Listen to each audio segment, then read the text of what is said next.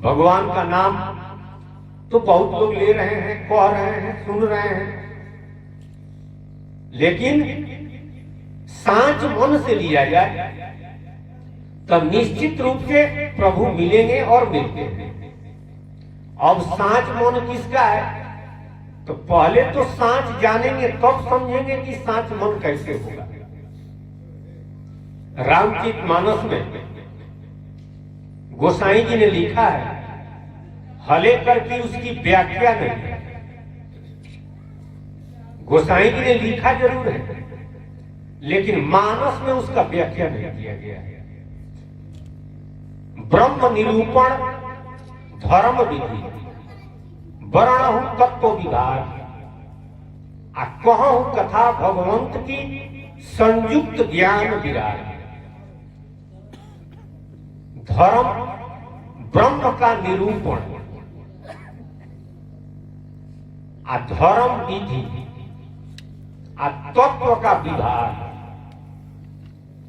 आ तब कहूं कथा भगवंत की, भगवान की कथा वह भी किस तरह संयुक्त ज्ञान विराग, ज्ञान और विराग के साथ। तो पहला बात है ब्रह्म का निरूपण। निरूपण का मतलब होता है निर्णय। ब्रह्म किसे कहते हैं पहले हम ये जानेंगे, तो अब वो धर्म के बारे में जानेंगे। ब्रह्म का निर्णय किया जाए तो बहुतों ने ब्रह्म का निर्णय किया है। कुछ लोगों ने निर्णय किया है कि विष्णु भगवान ब्रह्म है। कुछ लोगों ने निर्णय किया कि शिव जी ब्रह्म है। कुछ लोगों ने निर्णय किया कि ब्रह्मा जी ब्रह्म है। कुछ लोग उससे आगे बढ़े तो ये लोग निर्णय किए कि नारायण जी ब्रह्म है। कुछ लोग ज्ञानी मिले तो ये लोग निर्णय किए कि सबके अंदर जो रमन कर रहा है वह ब्रह्म है। वास्तव में ब्रह्म कौन है? त्रिविध ब्रह्म है। ब्रह्म एक नहीं है, ब्रह्म तीन है। तो अभी तो एक ब्रह्म का निर्णय नहीं होता है, तो तीन ब्रह्म का निर्णय कहां है? लेकिन गोसाई जी ने लिखा कि ब्रह्म का निरूपण किया जाए। तो मानस में इसका व्याख्या है, मानस में व्याख्या नहीं है। अगर इसका व्याख्या रहता तो भगवान विष्णु को ब्रह्म मानने वाले, कोई नारायण जी को ब्रह्म मानता है और कोई जो सब में रमन करता है उसी को ब्रह्म मानता है। वास्तव में ब्रह्म तो एक है। यहां त्रिविध ब्रह्म हम कह रहे हैं तो ब्रह्म तीन हुआ। ब्रह्म का मतलब होता है शक्ति। ब्रह्म का मतलब होता है पावर।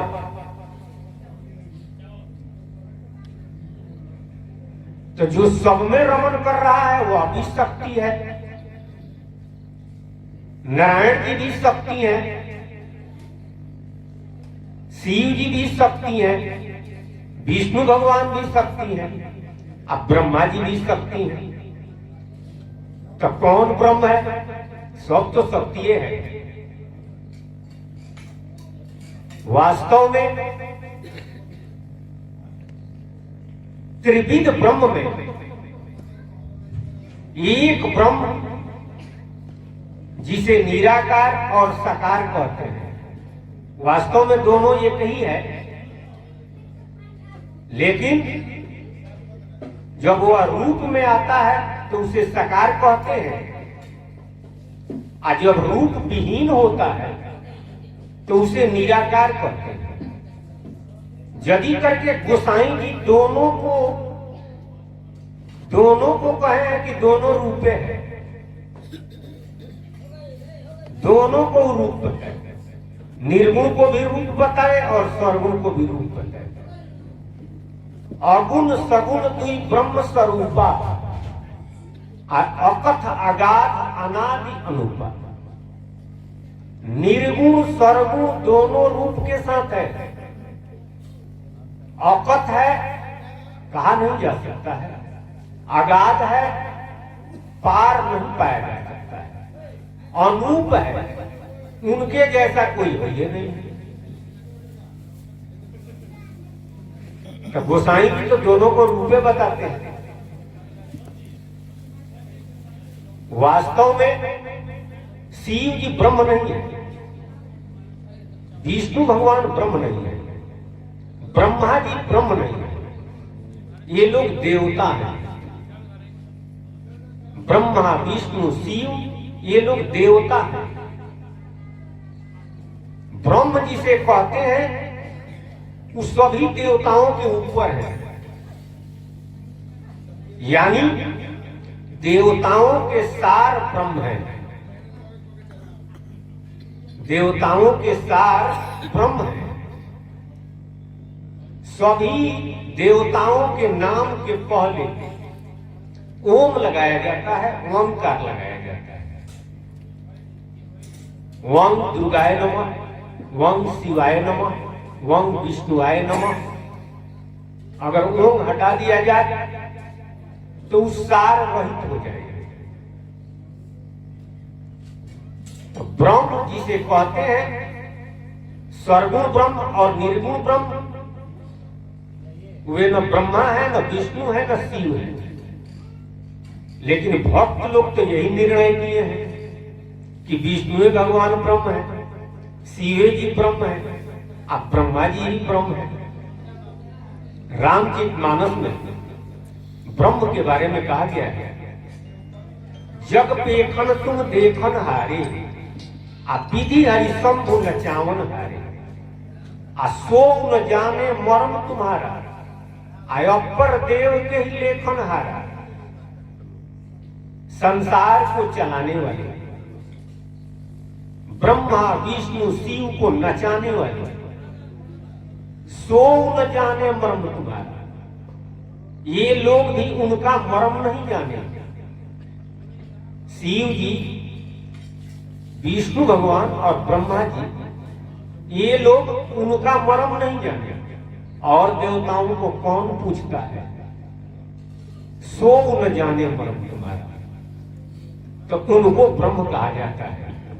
निर्गुण ब्रह्म सगुण बने आए, आ सोई जसोदा गोदवा कहलाई। निर्गुण ब्रह्म सरगुण बन करके आते हैं कौशल्या के गोद में और वहां जसोदा जी के गोद में। सरगुण ब्रह्म, निर्गुण ब्रह्म, निर्गुण साकार ब्रह्म, निर्गुण निराकार ब्रह्म और सरगुण साकार ब्रह्म। कई गो ब्रह्म हुआ? 3 गो। निर्गुण निराकार, निर्गुण साकार और सरगुण साकार। तो सरगुण साकार कहेंगे तो बहुत लोग समझ जाएंगे, और निर्गुण निराकार कहा जाएगा तो यो समझ में आ जाएगा। लेकिन निर्गुण साकार किसे कहते हैं? निर्गुण निराकार जो हर जीव के साथ रमन कर रहा है, और सरगुण साकार जो भगवान का अवतार होता है, नारायण जी।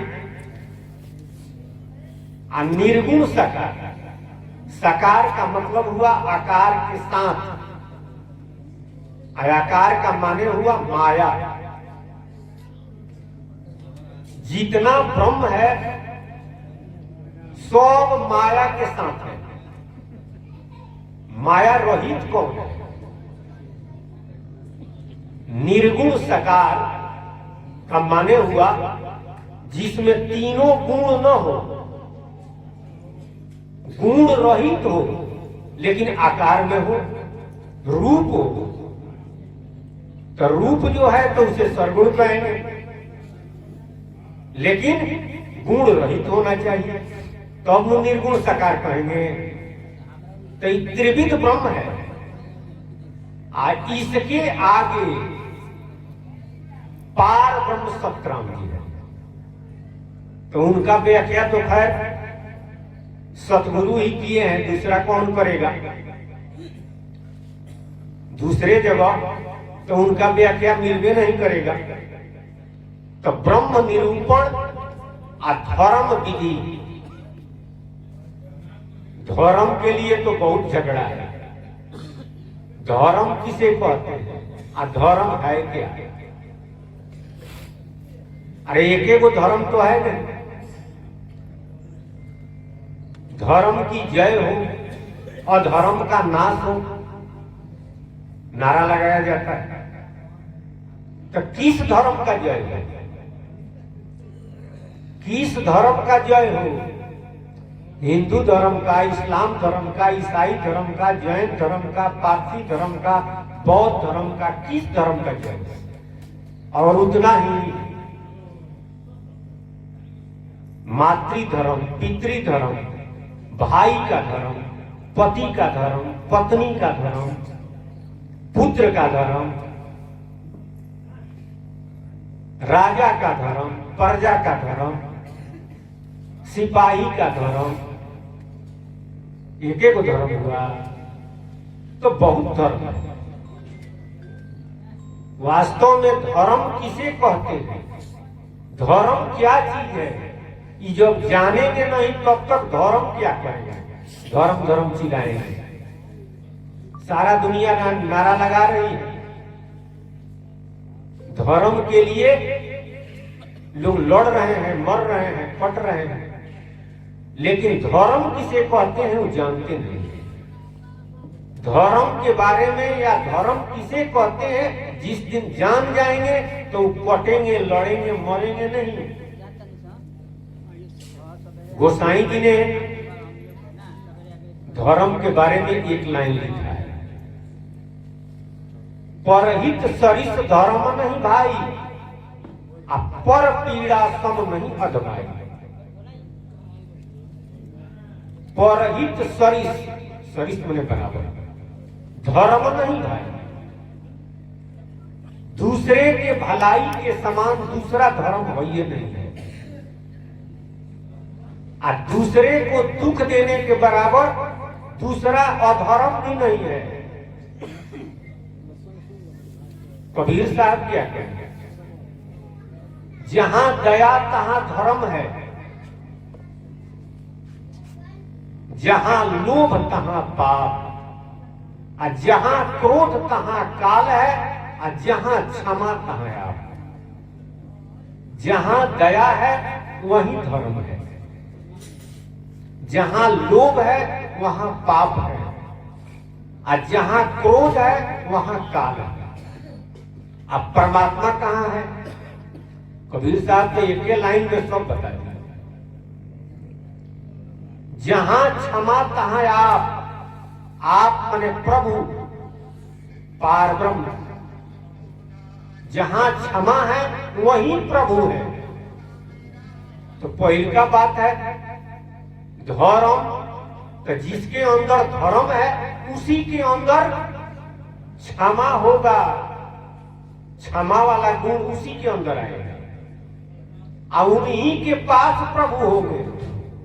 और जिनके पास प्रभु होंगे वास्तव में वही मुक्त होगा, वही भवसागर से पार जाएगा, वही सिंहासन पर चढ़कर जाएगा।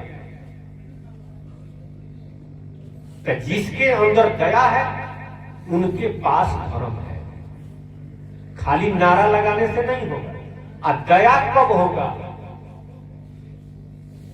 दया दया कहने से दया नहीं होगा। दया कभी होगा जब हम आप अपने बारे में जानेंगे। जाति इस संसार में बहुत है,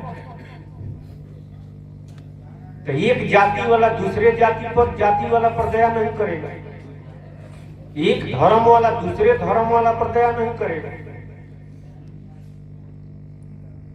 लेकिन स्व जाति जब हम जान जाएंगे कि सारा दुनिया एक ही जाति है। इस संसार में जितना जोनी दिखाई देता है मानव जोनी के अलावा, उन तमाम जोनी में रहने वाला सब एक जाति है, तब ये दया आ सकता है। और नहीं तो एक महात्मा कह रहे थे कि राम राम हरे हरे, आप बकरी मुर्गी घरे घरे, तो उसको हम समझते हैं ना कि खाने वाला है तो गर्दन रेत रहे। कहां दया है? भगवान का नाम ले रहे हैं, जप कर रहे हैं, पूजा कर रहे हैं, व्रत कर रहे हैं, आ गला रेत रहे हैं, आ कहते हैं कि हम धर्म कर रहे हैं। तो किसी को दुख देना, किसी का गला रेतना धर्म है तो अधर्म क्या है? इसीलिए संतों ने कहा कि धर्म क्या चीज है, ईमान किसे कहते हैं, हिंदू क्या चीज है, मुसलमान किसे कहते हैं, जानना पड़ेगा। स्व जाति, इसका व्याख्या कहां है? रामचरितमानस में भगवान श्री रामचंद्र जी इशारा किए, व्याख्या नहीं। जब भगवान को इस संसार से जाने का समय आया तब पूर्ववासियों को बुलाया। एक बार रघुनाथ बुलाए और गुरु द्विज पूर्ववासी सब आए। उस समाज में उनके गुरु जी भी आए, पूर्ववासी लोग भी आए, औरत समाज के लोग भी। नाता में भाई, पिता, अरे चाचा लगने वाले, पिता लगने वाले, माता लगने वाली, उस समाज में सब लोग। भगवान ने कहा कि जो कुछ अनुचित भाखौ भाई तो वो ही बरजही सब भय बिसराई। हे भाई, अगर मैं कुछ अनुचित कहूं तो आप लोग रोक सकते हैं, डांट सकते हैं, प्रश्न कर सकते हैं। तो उस समाज में उनके गुरुजी भी थे, उनके भाई लोग भी थे, नगरवासी लोग थे। नाता में बाप, चाचा, काका लगने वाले लोग भी थे, माता और चाची लगने वाली औरतें भी थी। लेकिन सबको उन्होंने भाइये कहा। क्यों कहा? अपने माँ को भी भाइये, पिता को भी भाइये, या गुरु को भी भाइये। अगर कोई कहता है तो अनुचित तो लगवे करेगा सबको, लेकिन भगवान कहे, भगवान वहां स्व जाति के भाव से कहे, पर जाति या बीज जाति के भाव से नहीं कहे। जाति वास्तव में तीन प्रकार का है। स्व जाति माने नीच जाति। हिंदू, मुसलमान, सिख, ईसाई, ब्राह्मण, क्षत्रिय, वैश्य, शूद्र, इन सबसे परे जिस दिन इस शरीर से जीव निकल जाता है, निकल जाएगा, शरीर भी यही रह जाता है, हिंदू भी यही रह जाता है, मुसलमान भी यही रह जाता है, ब्राह्मण भी यही रह जाता है, क्षत्रिय, वैश्य, शूद्र जो अपने को कहता है सब यही रह जाता है। इस शरीर से निकलकर कौन जाता है? जिसके बारे में लोग कहते हैं स्वर्गीय फलाना, लिखा जाता है ना, स्वर्गीय फलाना। देहिया को तो आप जला दिए, माटी में गाड़ दिए, पानी में दहवा दिए, स्वर्ग में कौन गया?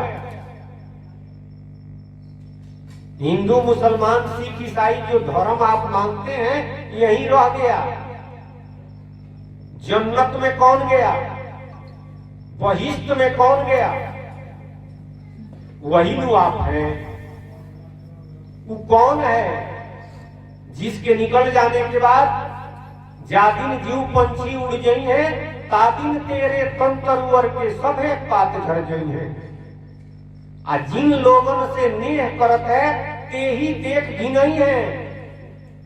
आ लोग कहे घर से सवेरे काढ़ न तो भूत होए धरी खई है। जादिन जीव पंछी उड़ गई है, तादिन तेरे तन तरुवर के सभे पात झड़ गई है। जिनके कारण देवी देव पूजई हो, ते ही बांस दे खोपड़ी पर खोर खोर जरई है। आ जादिन जीव पंछी उड़ गई है, तादिन तेरे तन तरुवर के सभे पात झड़ गई है। जिस दिन इस शरीर से जीव निकल जाता है, इस शरीर का एको अंग काम नहीं करता है। जो आपसे बहुत प्रेम करता है या आप जिससे बहुत प्रेम करते हैं, वह इस शरीर के पास कितना देर तक रहेगा? लोग कहते हैं या कहेंगे कि जल्दी शमशान में ले चलिए, जल्दी जलाइए, कब्रिस्तान में ले चलिए, दफनाइए, नहीं तो भूत हो जाएगा। जिनके कारण देवी देव पूजई हो, लड़का के लिए लड़की के लिए मनौती करते हैं, ते ही बांस दे खोपड़ी पर खोर खोर जरे। वह कौन है जो इस शरीर से निकल जाता है? सारा धन वैभव परिवार सब यहीं रह जाता है, जात भी यहीं रह जाता है, धर्म भी यहीं रह जाता है। कौन जाता है? वही आप है। अगर उसका विवेक नहीं है तो वास्तव में आपके पास धर्म नहीं है। लोग नारा लगाते हैं प्राणियों में सद्भाव हो। सद्भाव किसे कहते हैं? सद्भाव कहते किसे? सद्भाव का मतलब होता है सद मने बराबर, भाव मने इच्छा, सबके प्रति बराबर भावना, सारा दुनिया को एक समान देखना। यहां तो कोई हिंदू दिखाई देता है, कोई मुसलमान दिखाई देता है, कोई ब्राह्मण दिखाई देता है, कोई चमार दिखाई देता है, कोई वैश्य दिखाई देता है। खाली नारा लगाया जाता है जो प्राणियों में सद्भाव है। सद्भाव का मतलब सब में जीव देखना, स्वजाति समझना। स्वजाति नहीं समझ में आता है तो पर जाति समझिए।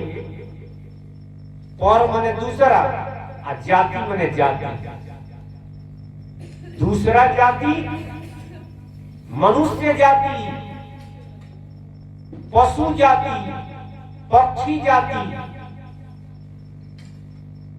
यह समझा जाए तो वो अच्छा है।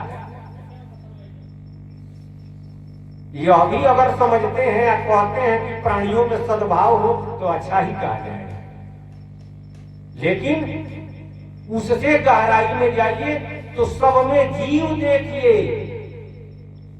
जो इस शरीर से निकल जाता है तो यह शरीर मृत हो जाता है।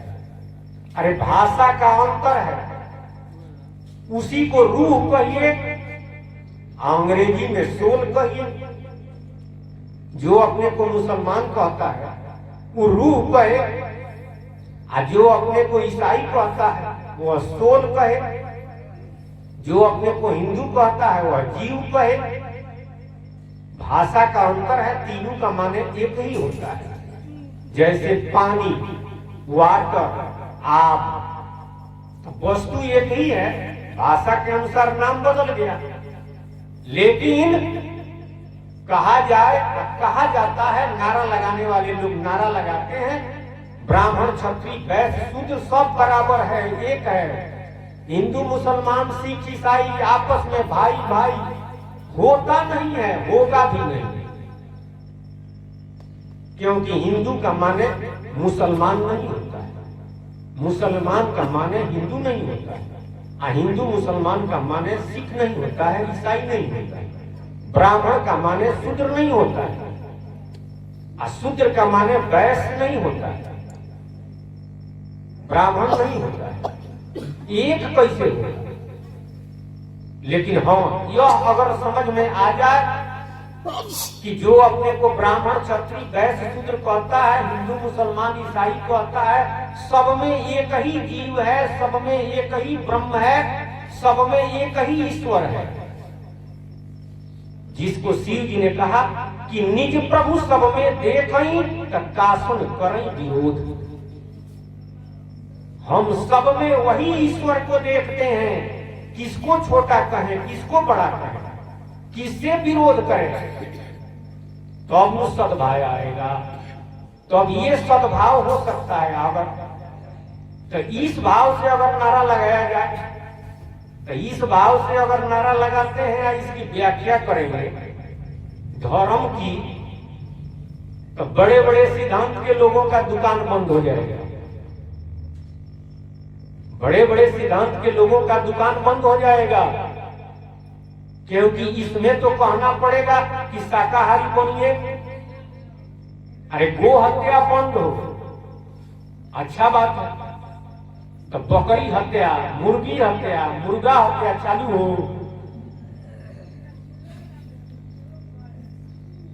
खाली गो हत्या नहीं हो, सब में जीव है।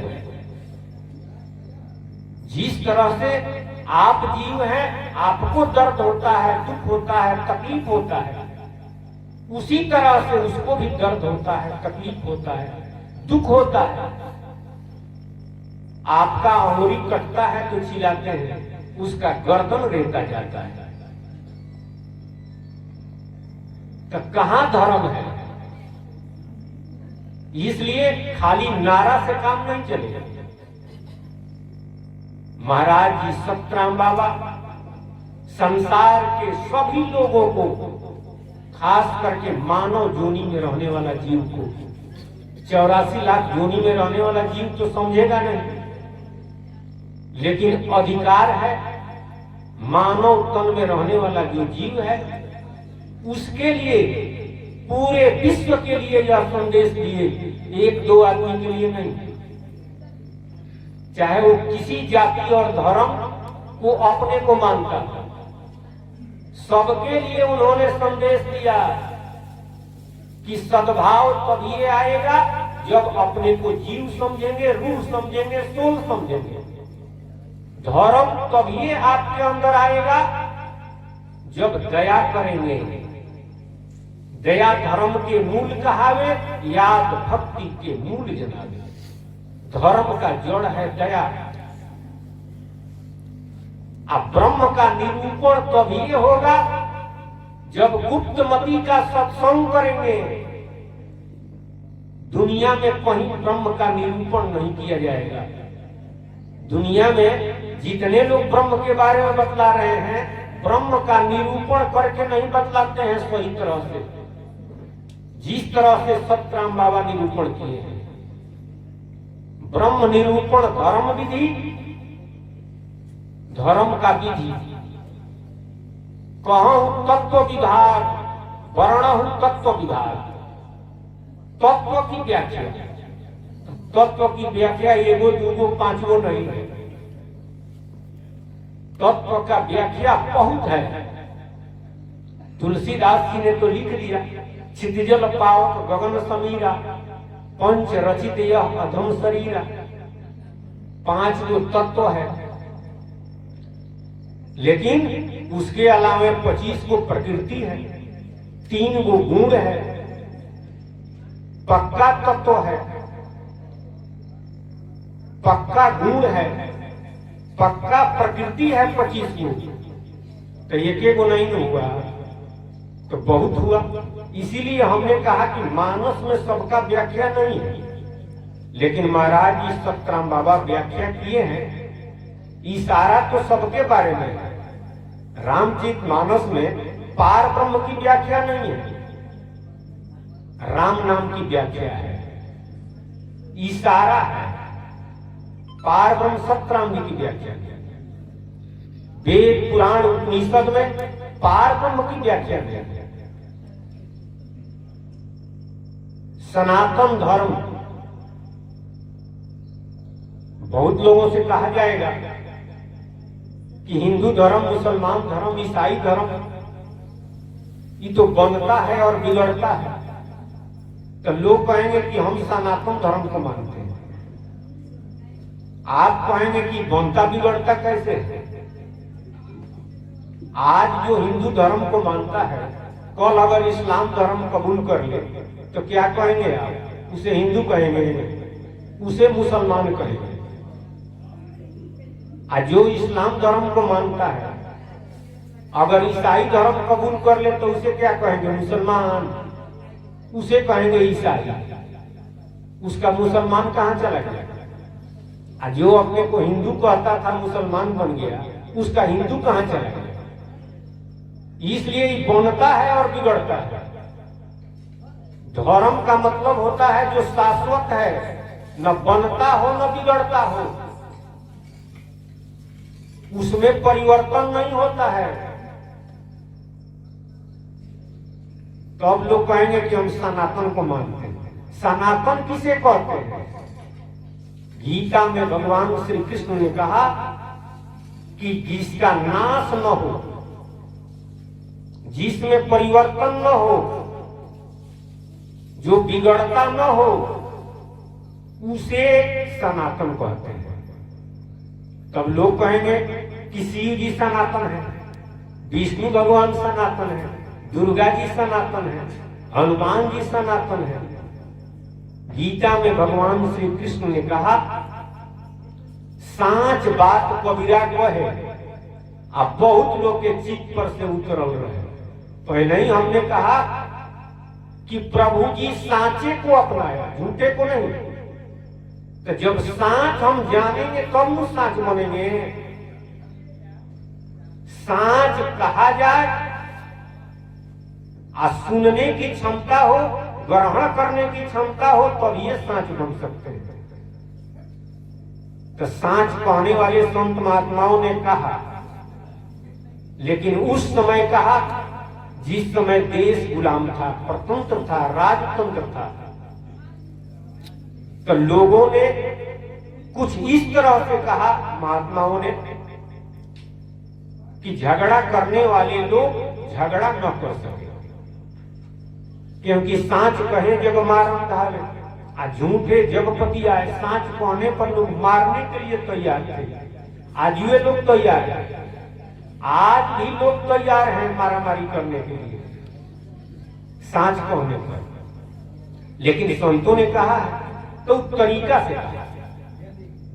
कबीर साहब की सांच कहे, अमृत वाणी में कहे, बुझेला कोई बिरले अमृत वाणी, तो बिरले कोई पूजा, झगड़ा करने वाले को बुझेबे नहीं किया। खैर, आज देश स्वतंत्र है। स्वतंत्र भारत में सतराम बाबा सतराम मंत्र का प्रचार प्रसार कर रहे हैं और सांच बात बतला रहे हैं। क्या सांच है? गीता में भगवान श्री कृष्ण ने कहा कि देवताओं को पूजने वाले देवताओं के लोक में जाते हैं और महाप्रलय में देव जोनी और देव लोक का नाश हो जाता है। तो भक्त लोग बैठे रहेंगे, पढ़िए गीता। देव जोनी और देव लोक का नाश हो जाता है। तब लोग कहेंगे कि विष्णु भगवान, शिव जी, इनों का भी नाश हो जाता है। ये लोग देवता हैं। गीता में भगवान ने एक लाइन में कह दिया, सबसे ज्यादा आयु शिव जी की है। तो महाप्रलय में उनका नाश नहीं होता है, प्रलय में नाश नहीं होता है, लेकिन घोर प्रलय में तो सबका नाश हो जाता है। सारे देवी देवताओं का, देवलोक का सबका नाश हो जाता है। सर्व एको भव। तो उसे सनातन कैसे कहेंगे? भगवान कहते हैं कि जिसका नाश न हो, जो बनता और बिगड़ता न हो, उसे सनातन कहते हैं। तो ब्रह्मा विष्णु शिव देवी देवता ये लोग तो बने हुए हैं। अरे अभी हमने कहा कि जग देखन तुम देखन हारे, विधि हरि शंभु नचावन हारे, सो न जाने मर्म तुम्हारा, अपर देव के लेखन हारा। और मनु महाराज ने कहा कि जासु अंश ते उपज ही नाना, शिव विरंची विष्णु भगवान। जिनके अंश से अनेकों ब्रह्मा अनेकों विष्णु अनेकों शिव उपजते हैं और विनसते हैं, मानसे में लिखा हुआ है। तो जो बनता हो बिगड़ता हो वो सनातन नहीं है। कौन ऐसा चीज है, कौन है जिसका नाश नहीं होता है, जो बिगड़ता नहीं है? इस संसार में एक ही है जिसका नाश नहीं होता है, जो हर योनि में है, जिसके वजह से यह शरीर चलायमान है, चेतन बना हुआ है। वास्तव में शरीर जड़ है, लेकिन उसी के वजह से चेतन बना हुआ है। जो इस शरीर से निकल जाता है, जिसके निकल जाने के बाद यह शरीर मृत हो जाता है, हिंदू मुसलमान ब्राह्मण क्षत्रिय वैश्य सब यहीं रह जाता है। दुनिया जहान घर बिल्डिंग रुपया पैसा सब यहीं रह जाता है, जिसके बारे में लोग कहते हैं कि फलानवा स्वर्ग में चले गए या फलानवा नरक में चले गए। उसका नाश नहीं होता है, वह शरीर बदलता है। 184 पौड़ के पौ पर अटके आए, अब की पौ जो ना तरे तब फिर 84 जाए। हाथी घोड़ा कुत्ता सियार बंदर सर्प बिच्छी चींटी इत्यादि जितना श्रेणी है, जितना जोनी है, उन तमाम जोनियों में भ्रमण करने के बाद भगवान की कृपा हुई तो यह मानव तन मिला। किसको? हमको, आपको। तो हम कौन है और आप कौन है? शरीर है। इस शरीर में रहने वाले चेतन जीव हैं। देवता लोग निर्जीव हैं, उन लोगों में भी जीव है। जीव बिना नहीं आत्मा, जीव बिना नहीं ब्रह्म, जीव बिना शिवो नहीं, जीव बिना सब ब्रह्म। जीव निकल जाए तो सब नश्वर है, सब मुर्दा है। सब में जीव है, जीव चेतन है, वास्तव में सनातन जीव है। वास्तव में सनातन जीव है। तो सनातन धर्म क्या हुआ? अब विचार किया जाए, सनातन धर्म क्या हुआ? सनातन धर्म जग हुआ, तप हुआ, व्रत हुआ, कि पूजा हुआ, कि शिव की हुए, कि दुर्गा की हुई। सनातन धर्म ब्राह्मण हुआ, कि क्षत्रिय हुआ, कि वैश्य हुआ, कि शूद्र हुआ, कि हिंदू हुआ। सनातन धर्म का मतलब हुआ जीव धर्म। जीव धर्म क्या है?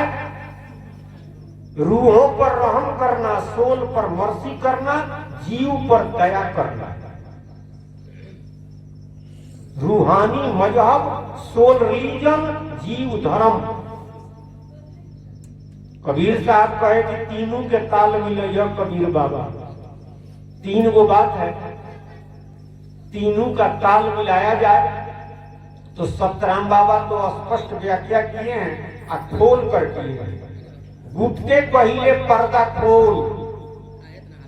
वास्तव में गुप्त माने होता है जो छिपा हुआ है, जो रहस्य है, जो भेद है, जो आज तक किसी ने खोला नहीं।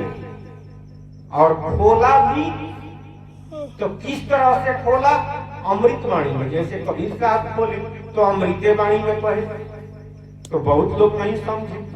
जो लोग नजदीक गए हुए लोग समझे, लेकिन सतराम बाबा तो पर्दा खोल कर दिए। सत्संग किया जाए और सतराम बाबा के ग्रंथ को पढ़ा जाए तो आसानी से समझ सकते हैं।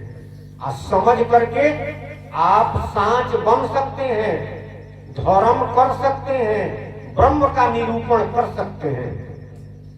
बोलिए सतगुरु महाराज की जय जय जय। सतराम बाबा।